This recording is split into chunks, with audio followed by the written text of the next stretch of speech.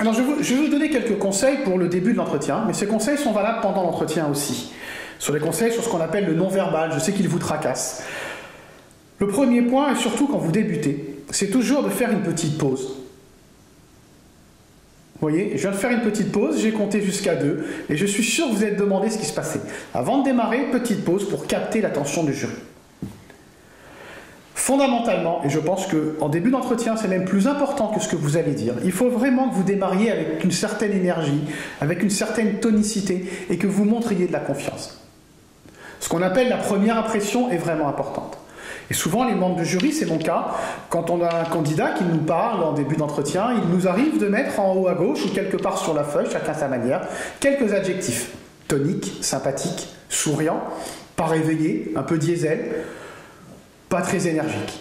Alors bien entendu, ces impressions vont s'estomper, mais elles sont difficiles à effacer.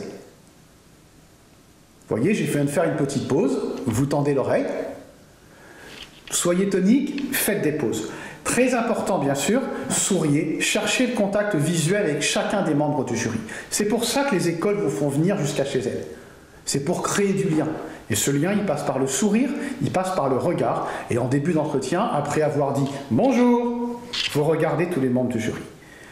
Pour tout l'entretien, et particulièrement pendant que vous exprimerez votre présentation, que peut-être vous déroulerez entièrement ou qui peut-être sera interrompue, restez spontané. C'est toute la difficulté d'une bonne préparation.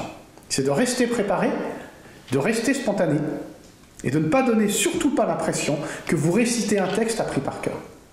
Là, je ne sais pas quel effet je vous donne, mais je n'ai pas appris un texte par cœur. J'ai 2-3 bullet points et je les développe pour vous, et j'essaye d'éviter d'apprendre par cœur ce que je n'ai jamais fait, et je ne vais pas commencer aujourd'hui. Enfin, autant que possible, ne parlez pas trop vite. Je ne suis pas sûr que je sois le meilleur en ce domaine, mais ce qui est important, c'est ne pas parler trop vite, mais c'est surtout toujours de faire de courtes pauses. Courtes pauses qui vont vous permettre d'abord de réfléchir à ce que vous direz ensuite, de respirer un bon coup, parce que le cerveau a besoin d'oxygène, et puis, ne l'oubliez pas, des pauses permettent au jury de vous poser des questions.